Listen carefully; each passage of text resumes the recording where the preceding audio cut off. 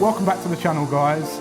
Today you're in for a treat because I'm with a friend and a business mentor, Daniel Priestley, who's just this week released a revised copy of Oversubscribed, which sells how many copies a year? Well, it's a lot. It's oversubscribed. It's hard to get. However many there are, there's more people than that who want it.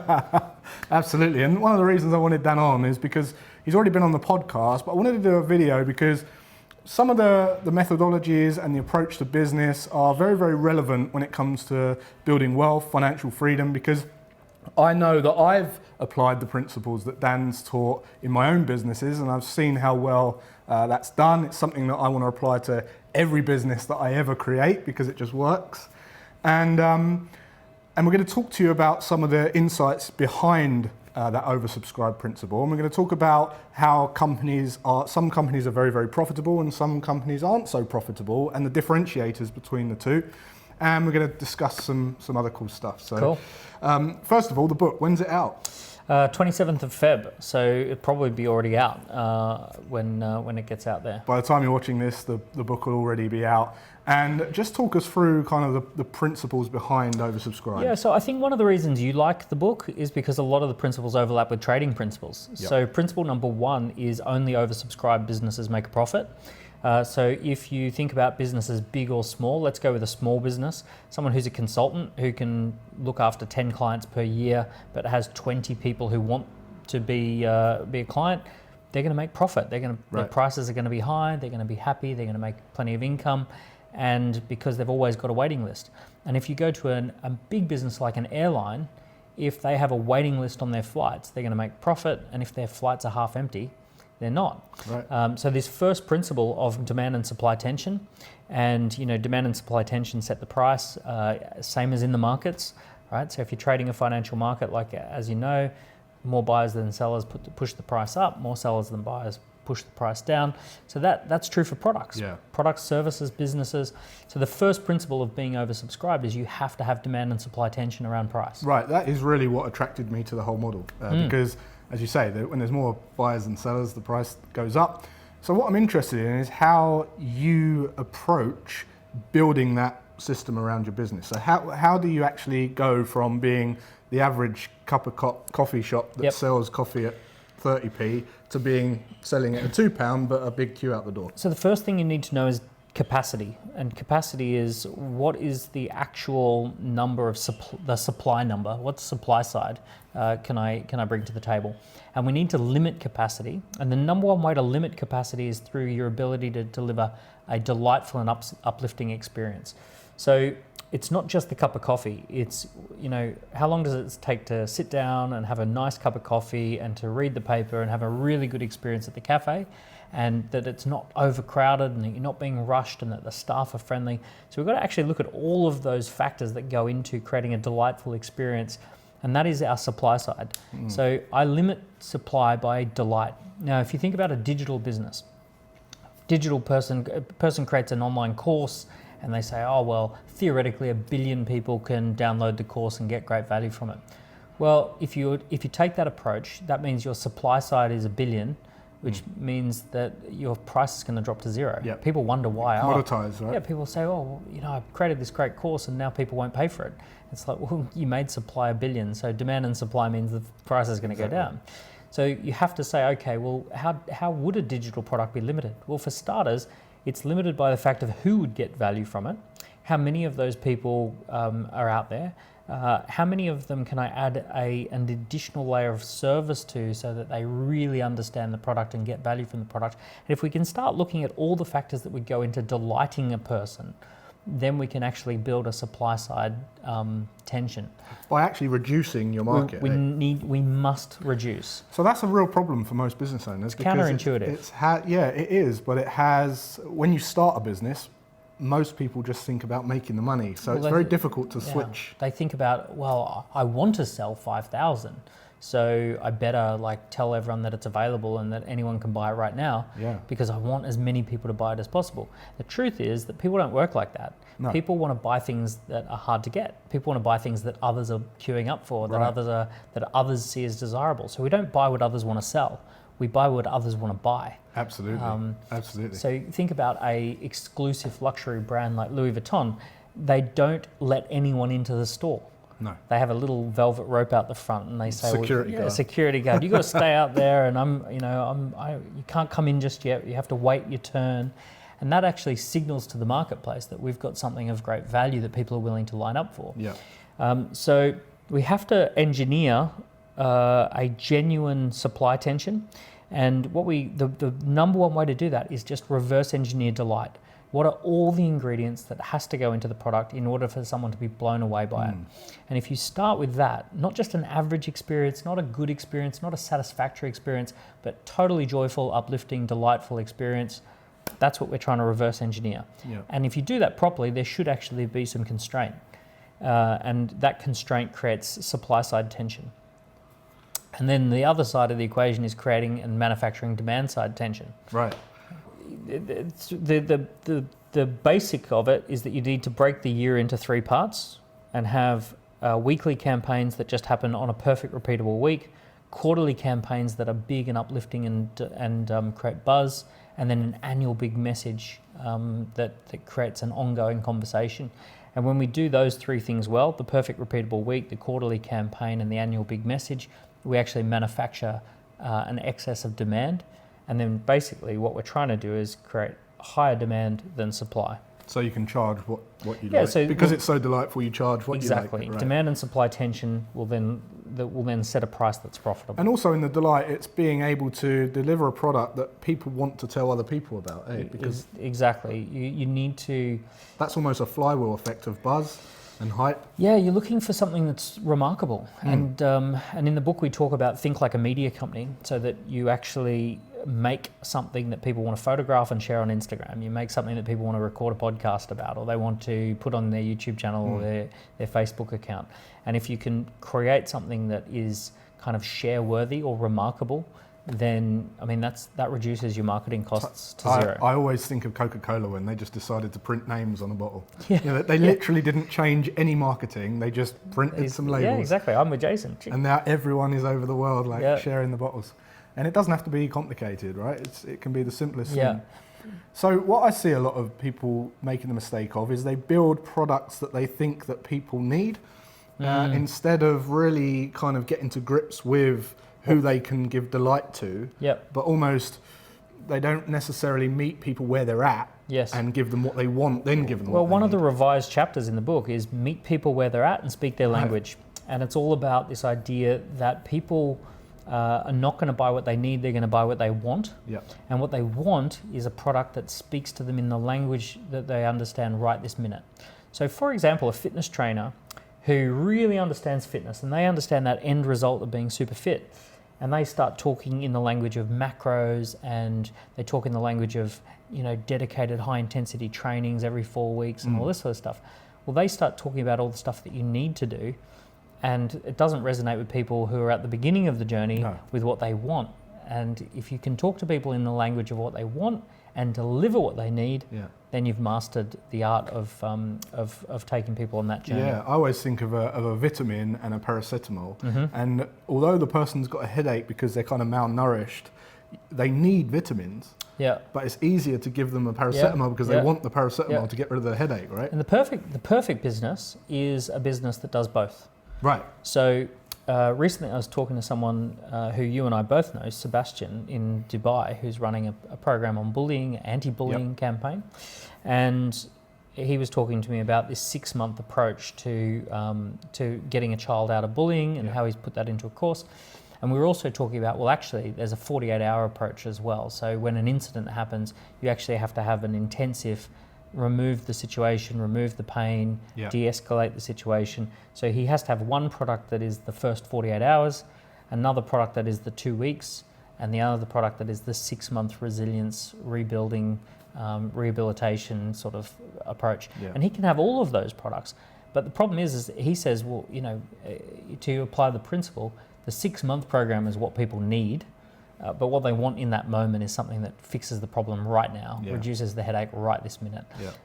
So great companies do both. They have the vitamins and the paracetamol. Yeah, I agree, totally. Give them what they want, meet them where they're at, Get then that, give them remove what they that need. headache, and then say, let's fix this long term. Yeah, terrible companies just kind of keep people polarized. Yeah, well, terrible companies turn up the pain artificially Absolutely. in order to then sell the paracetamol. Or they just sell the dream and Yeah. sell the dream and sell the dream and never get... Totally. And see, this is the other thing. You've got to... Some of the techniques that I talk about in the book, they are being used by unethical companies. And, you know, the thing that makes it ethical is delivering what you say you'd deliver and then some. Yeah. And never sell the Surprises dream. as Surprise, delight, Yeah. make it remarkable. And really the question comes down to, knowing what you now know, would you buy the product again? And if the answer for most of the scammy companies is no, I got scammed, as opposed to with great companies, it's like yes, and I would actually recommend others. Yeah. Yeah. Right. So tell us a little bit about marketing then, because obviously marketing's a big thing now, especially as we're purely digital. We're not using newspapers and magazines and all that anymore. How would you in terms of profit, we're going to start talking about profit now. So let's say you've built a business that's kind of got this perfect avatar and you're delivering delight, people are talking about you, you're keeping it oversubscribed. What are your recommendations around marketing that product and business? Well, I'm a big fan of moving marketing budgets into remarkable budgets. So rather than having purely and simply marketing, put more money into making what you do remarkable, and then let the customer do the marketing. Right. Like create clear messaging, create great assets that people can share, create moments of delight that people can talk about. And I'm also not saying don't do advertising and don't do marketing. There's certainly a role for it. There's certainly a place for it. There's certainly a way of notifying people that, you know, you've got great things going on and that you can run effective advertising campaigns. If you're going to run a big event, you know, market it, right? Yeah. Tell some people about it. But the number one long-term marketing strategy has to be turning your clients into raving fans and developing the underlying assets that do that. Yeah, because that's free, eh? Yeah. Now, the other thing too, there's big macro marketing trends, and I talk about this in the book, the revised edition. In fact, what spurred on the revised edition was the US presidential election. So the book came out the first edition came out in 2015, and then the second, a year later, Donald Trump won the election, and it actually changed the landscape of marketing. And the reason for that is US presidential elections, they tell you what is the biggest trend to come in the world of marketing. So Franklin Roosevelt, he did radio fireside chats, and that moved the world from print to radio. JFK won on televised debates, that moved the world from radio to television. Obama won using social media marketing and social media engagement, that moved the world from television to social media. And Donald Trump used data analytics and hyper-targeted advertising, hyper-targeted marketing, creating a bubble of information around people. And we think of that as the Cambridge Analytica. So that actually tells you. So in 2008, when Obama won using social media, that set the trend for 10 years of social media marketing being the biggest thing. But Donald Trump using data and analytics sets the trend for the next 10 years that data and analytics are the next big thing. So in 2010, if you said you were a social media marketing expert, you were a rock star. Every business wanted to know you. In the 2020s, if you say you're a data scientist or a data analytics person, that's going to be the new rock star. I agree with you, yeah. That will be the new social media marketer. Yeah. So this is a big trend that people need to be understanding. If you go out and market your business with social media engagement, you're not going to get the same result that you did 10 years ago. It's all about data. You have to harness data, capture data, leverage data, use data as an asset. And what I mean by that specifically is you've got to tailor your message based on the data. So if you have one person who says, you know, if they're giving you data that says the reason I want to buy is because I really like the color blue, you need to give them back the information that says, well, here's all the blue things. And if someone else says, I like the color green, it's like, well, then here's how it looks in green. Yeah, right. So you can't do this whole one-size-fits-all marketing anymore. And we were talking about this yesterday in the markets when we were talking about the coronavirus and, you know, just a couple of months ago it was Iran, and now that's forgotten, and now it's the coronavirus, and by the summer the coronavirus will be forgotten, and the people that win are the ones that hone in on what the market's telling them. Well, do you know what's happening? So Iran, January. Mm-hmm. So that bomb goes down, and the general gets get hit. Yep. And basically, what happened as a result, the week after that, Donald Trump ran 4,000 variations of ads with a $600,000 database. How many ads? 4,000 variations. 4,000 ads. Yep. Variations. 4,000 different variations. Right. With $600,000 dollars worth of budget, and he was actually running survey ads. So he was asking people, fill in this little survey, tell me what you think of this campaign, or tell me what you think of this action. Did you think it was decisive? Did you think it was reckless? Did you think it was going to have long-term benefits or short-term benefits? Do you think I neutralized the threat? So he's asking these questions, and he's eliciting the language. Data as well. And he's using Facebook ads to segment really like 4,000 different segments. So he knows specifically people in California think this, people in Utah think that, people in Oregon think this, people who are older think it this way, people who are younger think it this way. So he's then able to go back to people and tell them exactly, essentially feed back the message. Right. So if you said to me, I thought it was really decisive, he'll go back to you and say, for more decisive action, vote Trump, right? Someone who says, I thought it had long-term benefits. For more long-term benefits, vote Trump. So any major event that's happening now, the reason Trump is so far ahead of the Democrats is because the Democrats are still doing social media engagement, social media marketing. They're crafting a message and then broadcasting a message. Yeah. Trump's moved on, or Trump's team has moved on, and every major event that's happening, they're casting out thousands of ads, finding out what people think about it. So they're currently running ads, tell us what you think about coronavirus. Yeah. What should the US be doing? What activities should Trump, Trump is going to have a coronavirus. Actually, the ads say Donald Trump will have a coronavirus briefing. What do you want to see discussed in that meeting? Right. So they're surveying people, and they're finding out. Some people are scared of it. Some people don't care about it. They just know everything about everyone, and they're using Facebook ads as a way, and surveys, as a way to collect data. Make their market. Yeah. Right. So they're doing that. Now, at the same time that Trump is running 4,000 variations of ads with $600,000 budget, the Democrats ran a Wish Michelle Obama a Happy Birthday campaign, which they broadcast out completely, no data, no information. Yeah. Now, mind you, I'm not talking a political conversation. I'm just talking about a technicalities of how each campaign is running. Yeah. And the Trump campaign is infinitely, an order of magnitude more sophisticated at this point. I'm absolutely obsessed with data, and trends. Yeah. And I research it, and every Sunday I spend 3 hours looking at data. But for people who don't have, I'd run surveys for everything. But for people who don't have £600,000 for a budget, how would you suggest that people do start to collect this sort of data? Well, if you look over the last several years, my company, Dent, we have grown pretty exponentially. And our main marketing tool is we encourage people to take a survey, 40 questions, and they're all quick yes/no questions, bang, bang, bang, bang. Do you have a strong pitch? Have you got a product ready to ship internationally? Are you comfortable with a pitching scenario in the next 24 hours? It asks lots of questions, and then it highlights just yes or no. And it highlights at the end, it tells the person who takes the scorecard where they're strong and where they're weak, but it also tells us where they're strong and where they're weak. When our team phone up and talk to them, they say, hey, Jason, you scored really high for profile, but you scored your lowest score was partnerships. Can we talk to you about how you might strengthen your business through partnerships?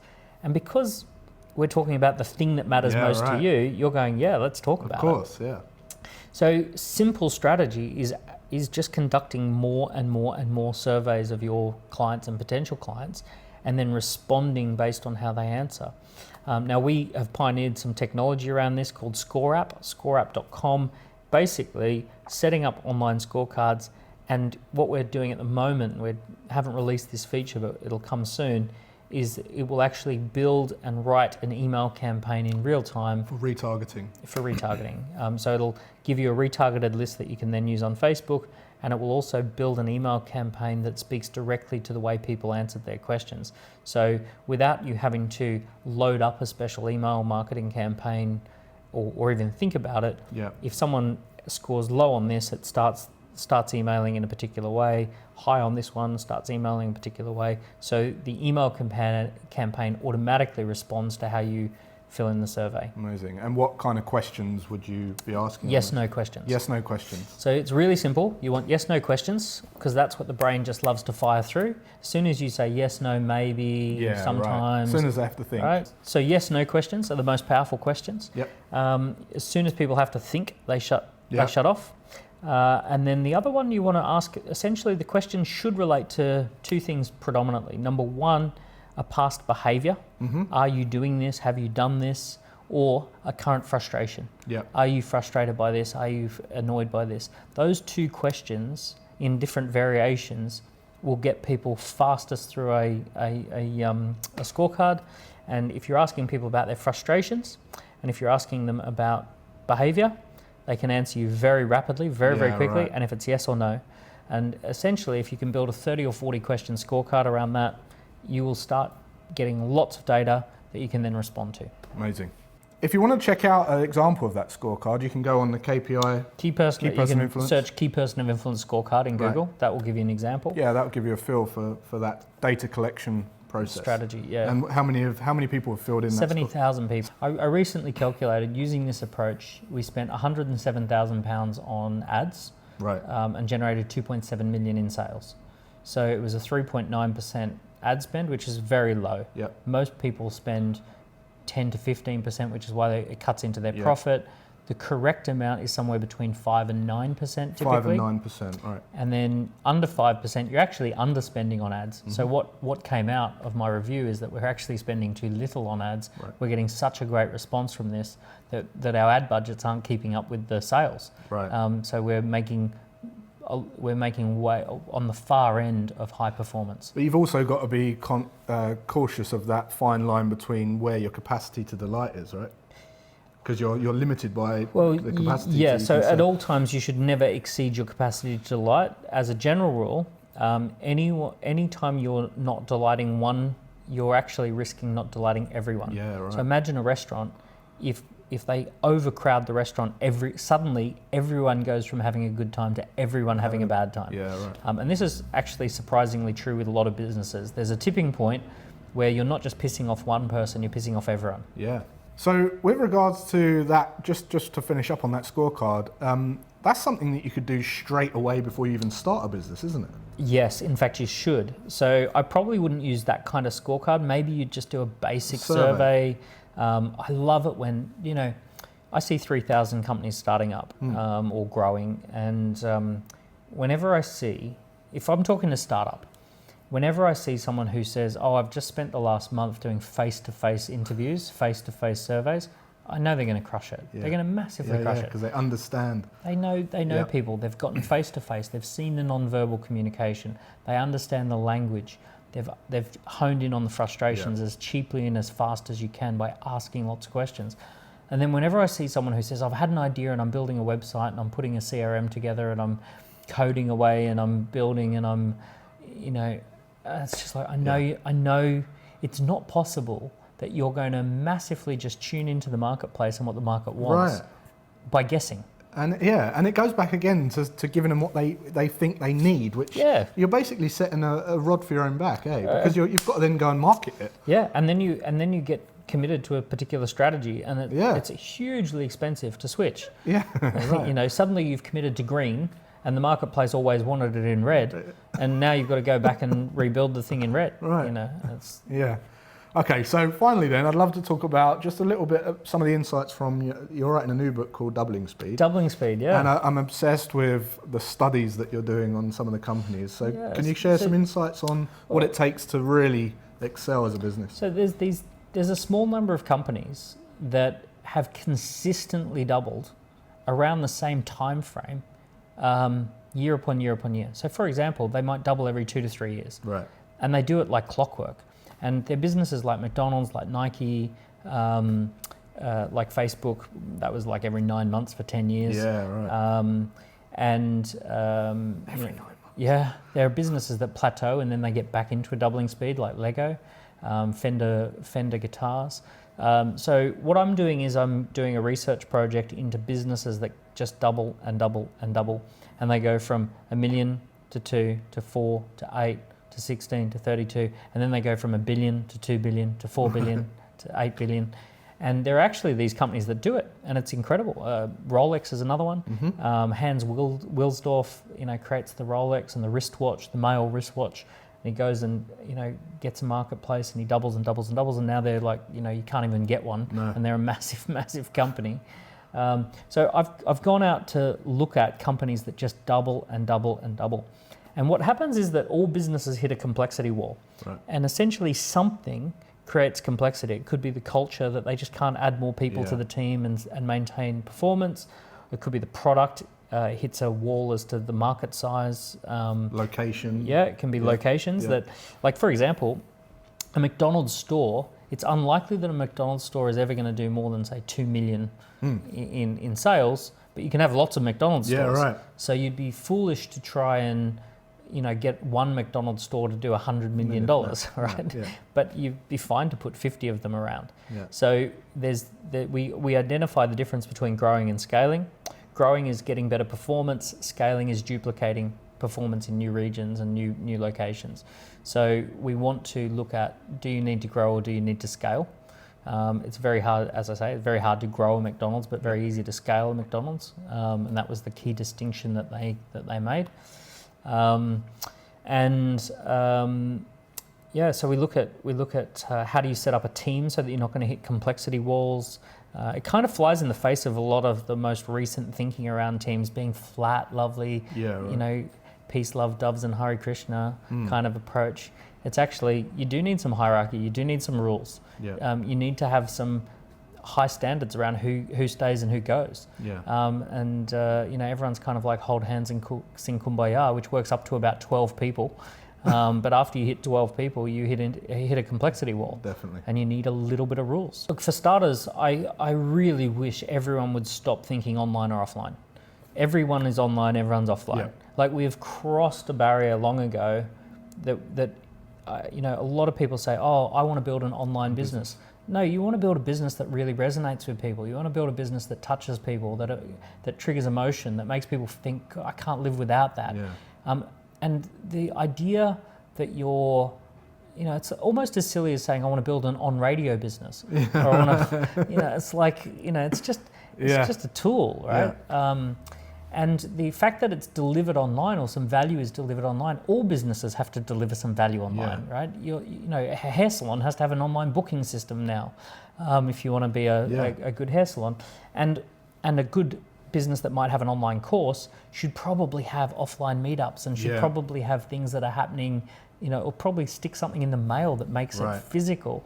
So delete the word online. Just get rid of it and just think about person to person, value proposition, getting out to as many people as possible, and maintaining delight. So if I can delight one person, I can delight 4. I can delight 4, I can think about 20. If I can think about 20, I can think about 100. Yeah. And it's kind of like just taking that little milestone, not skipping straight to I want 100 because my monkey brain says 100 would pay my bills and get me a Ferrari. Yeah. It's like 100 people is made up of 100 people. 100 individuals who each have needs, who are fussy, who will cut you out real fast if you're not delivering value. So if you can't please one, forget about 100. Yep. Right? Just figure out how to make one person happy, and then start thinking about 4, start thinking about 20, start thinking about 100. If you can't make one McDonald's restaurant run profitably, forget about having 100. Yeah. Right? So we get the model right, and then we go and expand. Excellent. All right, well, that was an extremely valuable interview there with Dan. As I say, the book is out as you're watching this. This came out today or yesterday, and I think I'm in the book as well. You are in the book. Your story is in the book. My story is in the book, so definitely go and check it out. But no, seriously, it's an amazing book. I've applied these principles to 2 businesses in the last 3 years, done 7 figures in 12 months. Yeah, rapid growth and raving fans. Raving fans, yeah. Absolutely live by, do what Dan says when it comes to business. And one other thing you can do is go and check out the scorecard, or you can check out the Score app. Yeah, you can check out our scorecard, which is Key Person of Influence scorecard, or scoreapp.com will actually show you the technology that we're building to make that a reality for more businesses. Wow, scoreapp.com, all the links are below. So till next time, guys, thanks for watching and see you then.